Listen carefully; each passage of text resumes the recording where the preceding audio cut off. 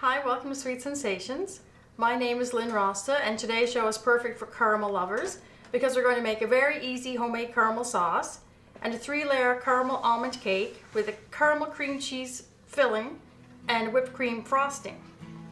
For our caramel almond cake, we need 6 egg yolks, 3/4 cup of white sugar, a 1/4 cup of brown sugar, 1/2 cup of apple juice, 1 teaspoon of baking powder, 1 teaspoon of vanilla, 1/2 teaspoon of cinnamon, 6 egg whites, 1/2 cup of sugar, 2 cups of graham crumbs, and 1 cup of ground almonds. Our caramel sauce will be made with 2/3 cup of brown sugar, 1 tablespoon of cornstarch, a 1/4 cup of apple juice, a 1/4 cup of butter, and 1 egg yolk. We'll make the caramel filling by combining 1/2 cup of that caramel sauce with 1 package of cream cheese, and we'll frost the cake with 2 cups of whipping cream, 2 tablespoons of icing sugar, and a teaspoon of vanilla. So we're actually going to start with the caramel sauce. So for that caramel flavor, we need brown sugar,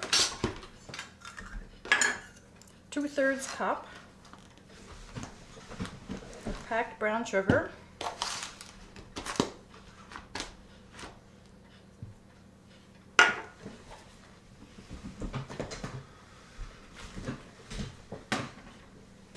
and we'll mix that with 1 tablespoon of cornstarch,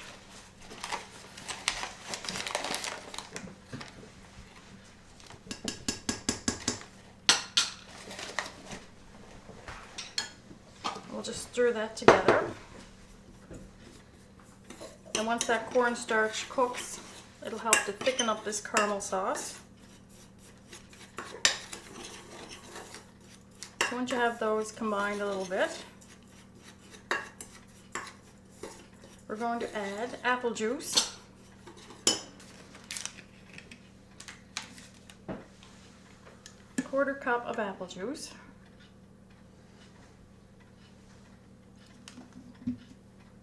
you could use water, but the apple juice gives more flavor, and I find that the apple juice even cuts a little bit of the sweetness. And butter, 1/4 cup of butter, and I've just cut this up into smaller pieces so it melts a little bit faster.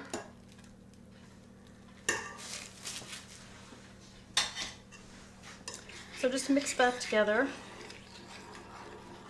And like I said at the beginning, we're going to use some of this caramel sauce once we get it made in our caramel filling between the layers, and then we'll save the rest for drizzling over pieces of the cake. So once you get this mixed up, you're going to put it on the stove over medium heat and just cook and stir it until it comes to a boil. So I'm just going to put it on and turn the burner just barely on because it takes a while for that burner to heat up. And I'll cook that during the break when I can stand there and stir it. And we'll get started on our actual cake batter. So we have 6 eggs, and I've already separated them.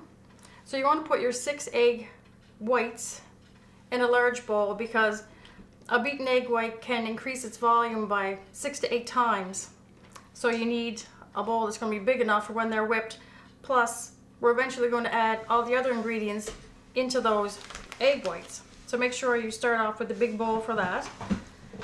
And now to the 6 egg yolks, we're going to add sugar, white and brown sugar this time. So we want 3/4 cup of white sugar,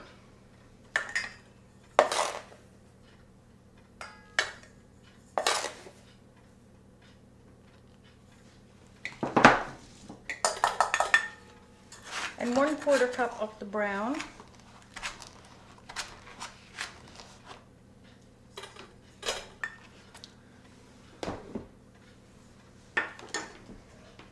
I'm using apple juice again.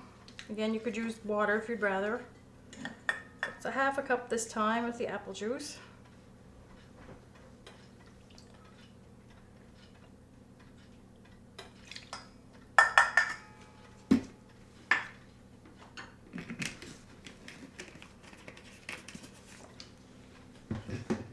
And we'll also flavor that with a teaspoon of vanilla.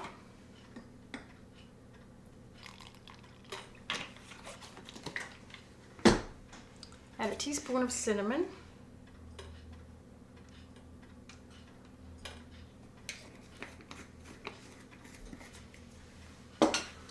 And we're going to add our baking powder to this bowl too. 1 teaspoon.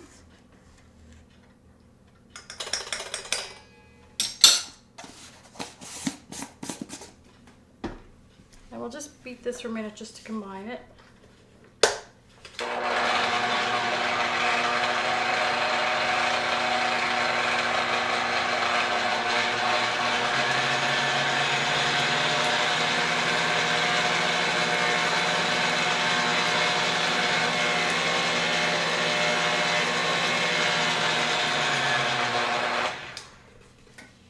Well, this cake is a little bit different because we're not using any actual flour in this one. We're going to use a combination of grain wafer crumbs,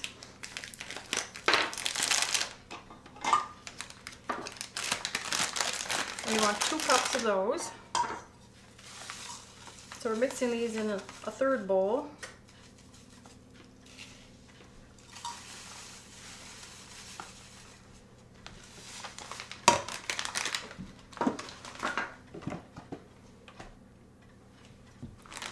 And these ground almonds, so you just pick them up in a bag like this at the grocery store. And all they are is just almonds, blanched almonds, which just means that they have this brown skin removed. And they're just ground to a very fine powder. You want a cup of them.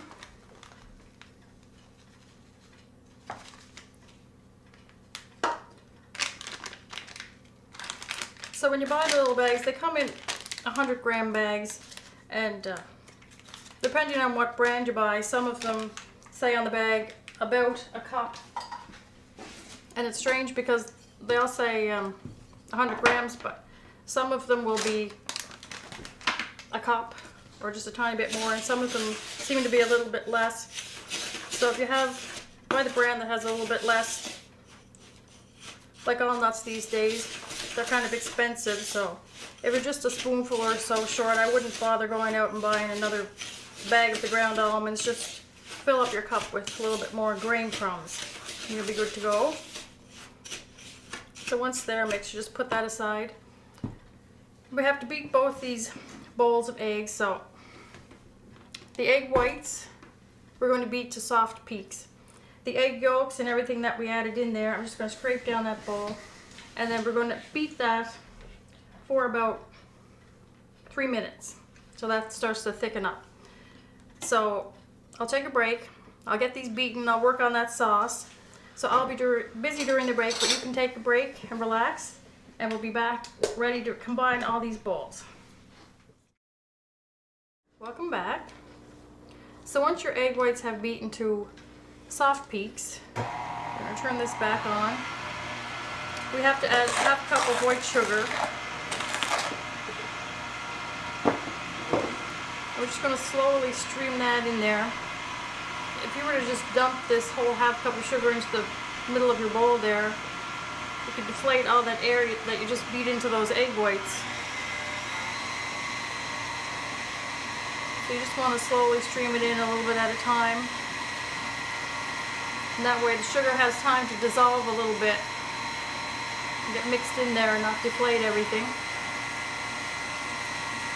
And before we put the sugar in, we beat it to soft peaks. That means when you lift your beaters up, the whites will form little curls that will come up and just kind of curl at the top.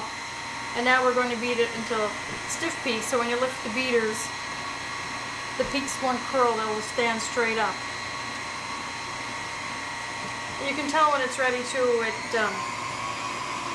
takes on kind of a glossy shine. It'll look a little different.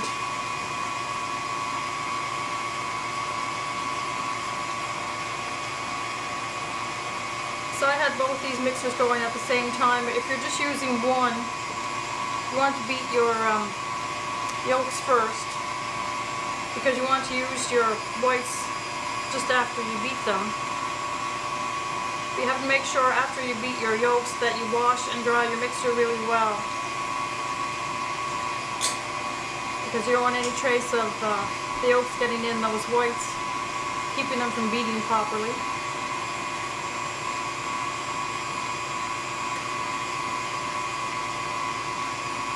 So turn this up.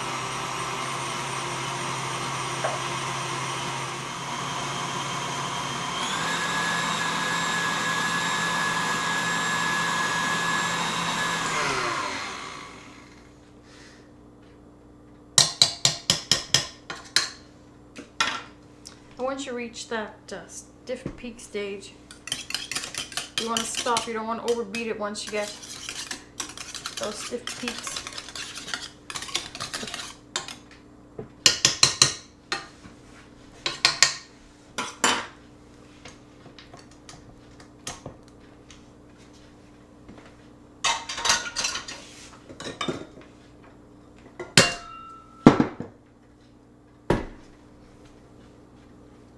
Now we're going to take the egg yolks and everything that we mixed into there, and we're going to start folding it into the whites. So you take a spatula and just start pouring it in, and then you want to bring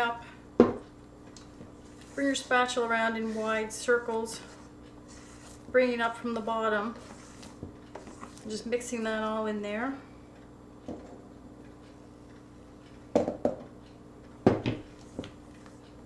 Because again, you don't want to deflate these whites too much.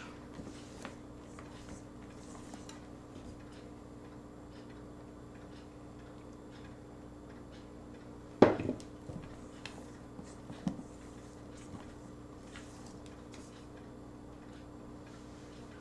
that last bit in there.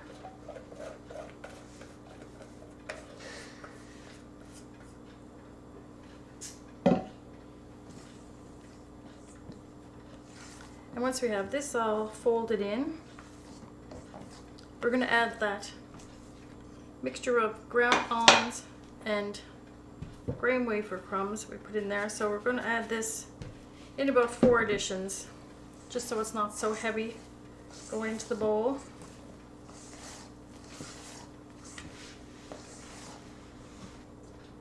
And once that's all mixed,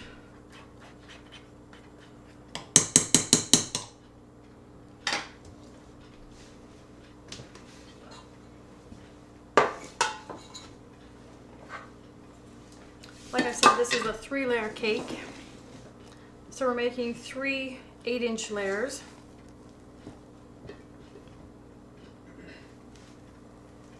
We're just going to divide this up evenly.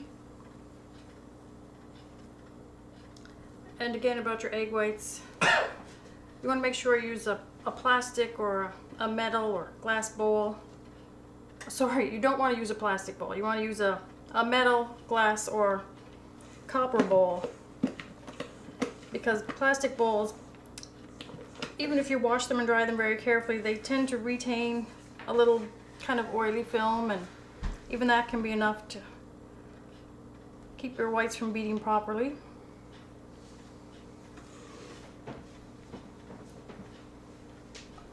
So these cake pans, I've greased and floured them and lined them with parchment, just to make sure that these cake layers come out properly, because you never want your cake to stick and break, but it can be especially tricky trying to fill and frost layer cakes if one of your layers comes out broken. So just as insurance, it's good to put down the parchment on the bottom. And if you don't have 3 8-inch layer pans, you can still make this cake. Just fill up 2, measure up 1/3 of the batter, and just put that in the fridge and chill it until the first 2 are baked. And then you can wash and dry one of your pans and bake the rest of the batter. Just a little bit more bother, but means you can still make your cake with the 2 pans. We're just going to spread this out evenly. And we're going to bake these at 325 for about 25 to 30 minutes. And this is a different kind of texture than a cake made with flour. You can tell as soon as you pick up these pans to put them in the oven, they feel much lighter than they normally would.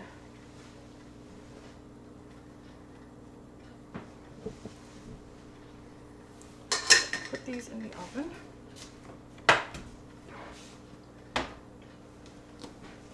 So during the break, I cooked this sauce until it was all bubbly. Now we need another egg, but we're just using the yolk this time.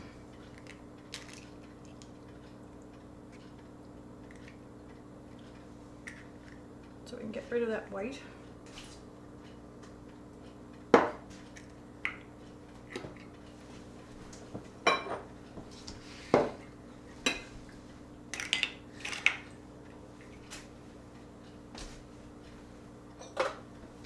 So you just want to whisk that yolk a little bit.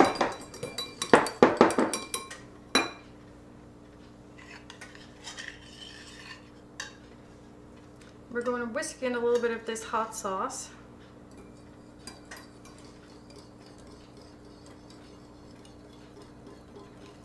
And that way the egg yolk is slowly brought up to that temperature. Because if you just pour it right in your bowl of hot sauce, you could scramble it.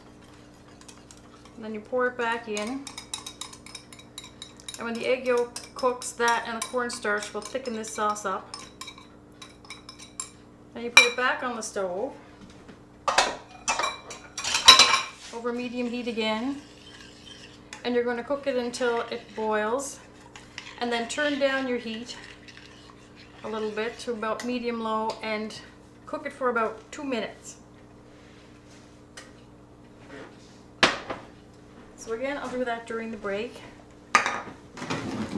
So after you cook it again for the 2 minutes, put it in the fridge and let it chill, and when it's done, this is what it looks like. So we're going to use some of that in a filling for the cake. So I have a package of cream cheese, softened. I'm just going to cream up a little.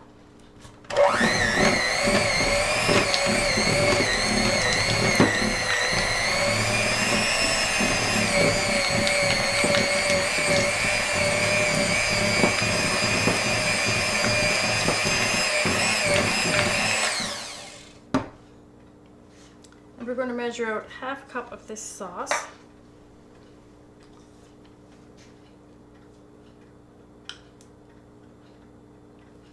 You can see how nice and thick it's gotten. But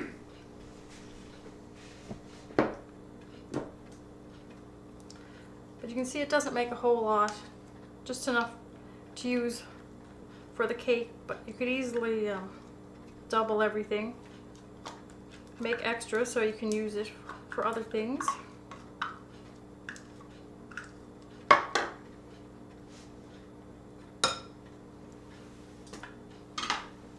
just mix those together.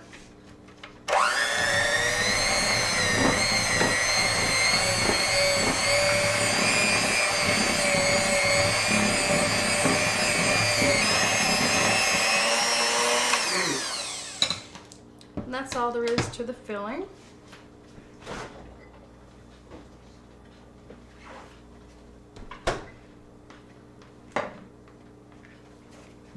Just wipe out this bowl. Put that on the side.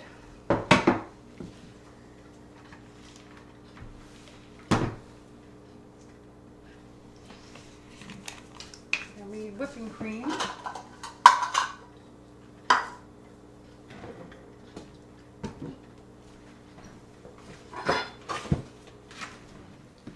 For our frosting.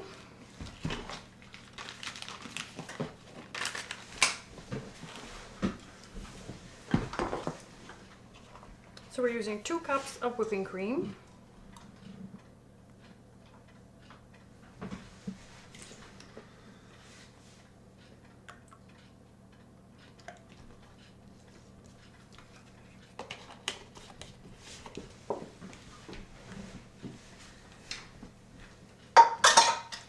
Flavor that with some vanilla.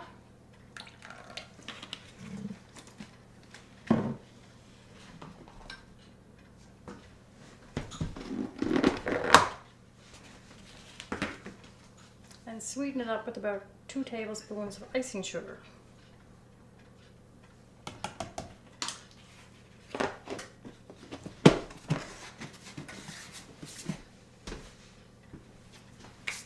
Grab another mixer.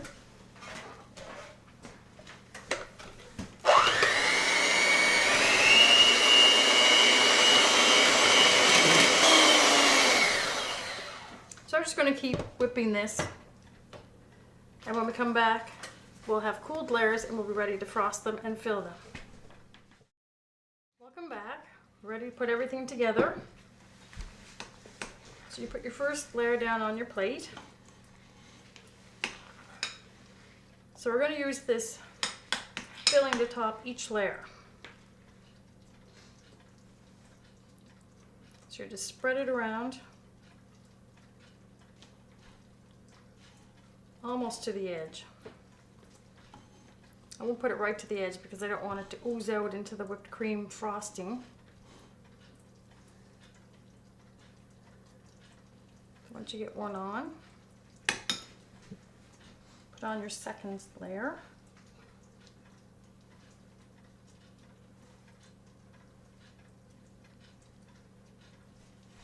And you have to be careful with these cakes. Like I said, they're a different kind of texture than we're used to. And the ground almonds in the cake make a nice moist cake, but they do make it more fragile than a flour cake. So you have to be careful with them, especially when you first take them out of the oven and they're warm. So let them sit for a good 10-15 minutes before you try to get them out of the pan.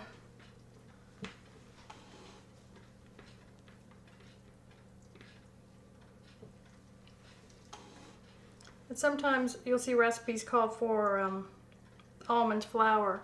That's just another name for these ground almonds like we use today. So the terms are generally used interchangeably, so if you see that in a recipe, you'll know what to use. And you can buy them like the bags I use today, or you can make your own very easily just by grinding up some natural almonds in a coffee grinder or a food processor, something like that. And they're really great because they have a really delicate, almost a neutral flavor, so they're great to use in sweet and savory dishes. There's all kinds of ways you can bake with them, different things you can make. They're also great because they don't have a lot of flavor. You can use them to thicken up sauces. Easy way to do that, or as a topping for casseroles, especially if you were looking for something gluten-free instead of cracker crumbs or bread crumbs. And of course you would have to keep this in the fridge because of all the whipped cream and cream cheese.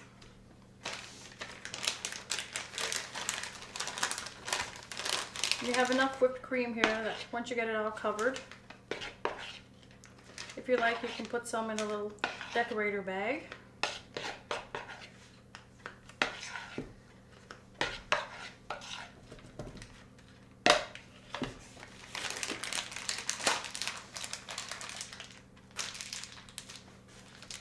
And just use it to pretty up the top a little bit.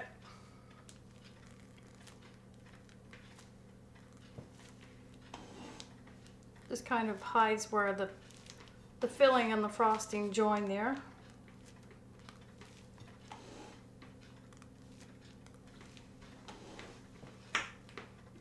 And then just to give a hint of the flavors that are in there, you can top it with a couple of whole almonds.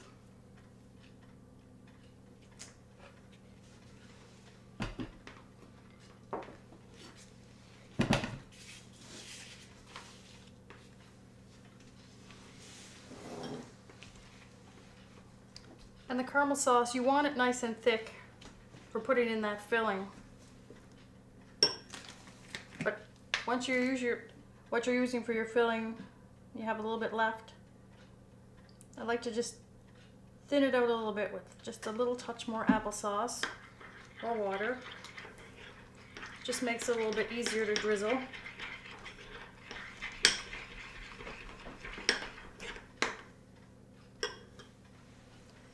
Now the cake should set up, but we'll try to cut a piece. And the recipe actually calls for taking the caramel sauce and drizzling it over the whole cake.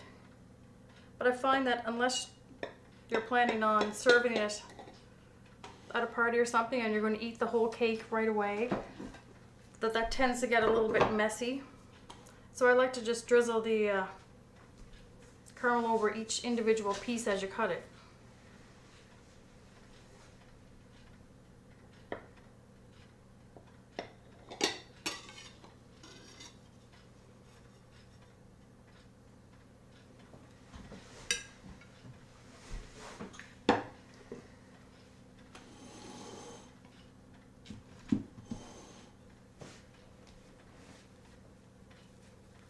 It's a little messy. So then you just take your caramel sauce and just give it a little drizzle.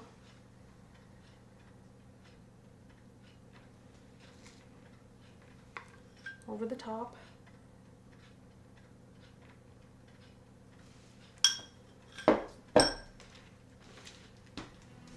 So just review what we used today for our caramel treats. The cake was made with 6 egg yolks, 3/4 cup of white sugar, 1/4 cup of brown sugar, 1/2 cup of apple juice, 1 teaspoon of baking powder, 1 teaspoon of vanilla, 1/2 teaspoon of cinnamon, 6 egg whites, 1/2 cup of sugar, 2 cups of graham crumbs, and 1 cup of ground almonds. The caramel sauce was made with 2/3 cup of brown sugar, 1 tablespoon of cornstarch, 1/4 cup of apple juice, 1/4 cup of butter, and 1 egg yolk. The caramel filling was 1 package of cream cheese mixed with 1/2 cup of the caramel sauce, and the frosting was 2 cups of whipping cream whipped with 2 tablespoons of icing sugar and 1 teaspoon of vanilla. So if you're a caramel lover, you're sure to enjoy these caramel recipes. 3-layer caramel cake is an attractive and delicious dessert, and the homemade caramel sauce goes perfectly with the cake, but I'm sure you can come up with 100 uses for it for yourself. So try them both and be sure to come back next time for Sweet Sensations.